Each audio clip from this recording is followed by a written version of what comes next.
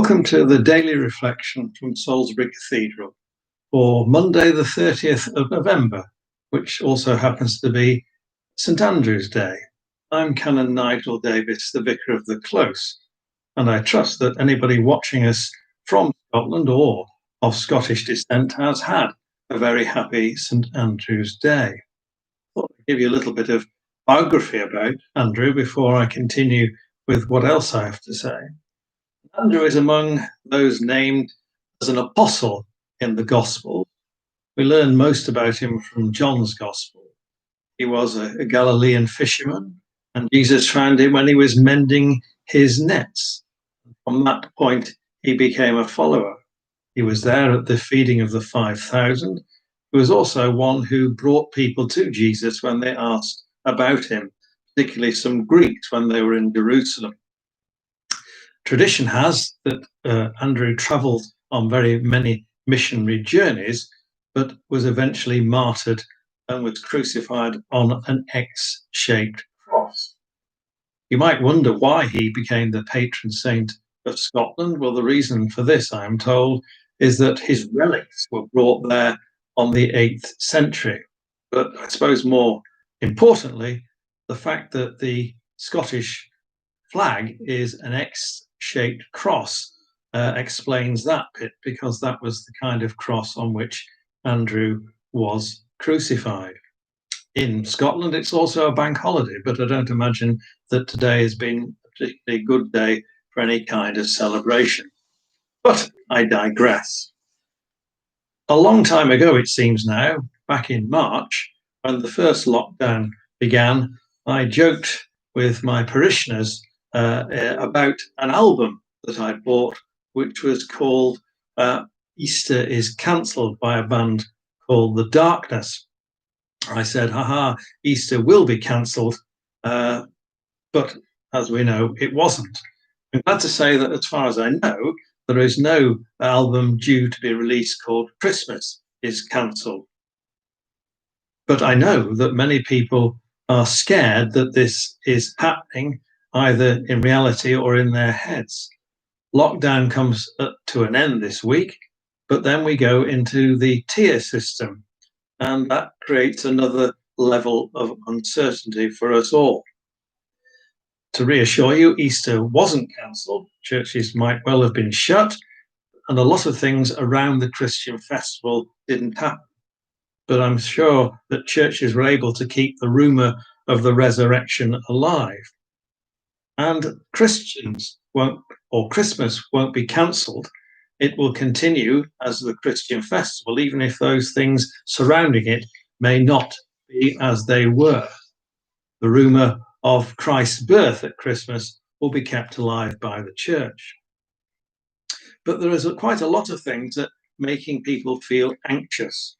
They feel there is great pressure on them to have the perfect Christmas, and how are they going to achieve that in these situations?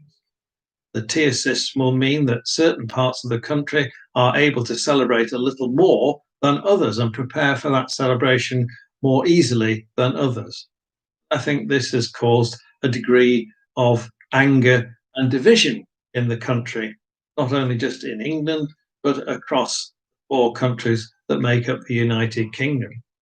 People are thinking that it's far from fair, and in many ways it's contributing to the disunity and disharmony that we've seen in recent weeks, and creating to the further fragmentation of the United Kingdom. There are those who are saying, oh, there are us and them. There are those who can celebrate and those who won't celebrate. Things are not great. And that sense that we are all in this together and that we are a community is beginning to fall apart. The first lockdown, there was a lot of sense of us being in this together, but now that seems to be being rather thin. Some have laid the blame for this fragmentation of society way back to a person called Margaret Thatcher. She's quoted as saying, "There is no such thing as society." She actually did say that, but as with lots of quotes, when taken out of context, you lose a sense of what she was trying to say. So let me just put it back into context for you. What she said was this: there is no such thing as society. There is living tapestry of men and women and people, and the beauty of that tapestry and the quality of our lives will depend upon how much each of us is prepared to take responsibility for ourselves, and each of us prepared to turn round and help by our own efforts those who are unfortunate. Mrs. Thatcher believed that individuals should take responsibility for themselves and they would take responsibility for others. Since her day, individualism has taken centre stage. People certainly focus a lot more on their own needs, their wants, their desires, their rights, their entitlements, the things that they need. Increasingly large numbers of people are not as ready to turn round and help others. Modern day life has pushed us more and more apart.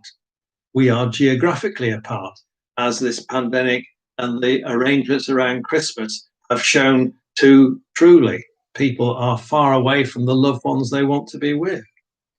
We are broken apart in our locality. And during the first lockdown, we did see many people bucking that trend, but now certainly I can detect there is this disharmony. People are feeling divided and they are not happy with their lot. Christians, though, have a different view about community and about society. The Christian faith tends to emphasize more on mutually supportive communities. Christians talk about being their brother and sister's keeper and helper. We are responsible for other people. Helping the vulnerable and the marginalized is what Christians should be doing. Or as Boris Johnson expresses it, leveling up society and the regions. We need not just Christians, but action from the government to help to facilitate this. We need action to make things fair. And we need a sustained coming together as a nation and as local communities. We must work together, which leads me to the words of a song. It was sung some years ago by Canned Heat. Some of you will remember it, but it seems a good way to end this reflection about togetherness. It goes like this: together we stand, divided we fall. Come on now, people, let's get on the ball and work together. Come on, let's work together. Now, people, because together we will stand, every boy, every girl, and a man.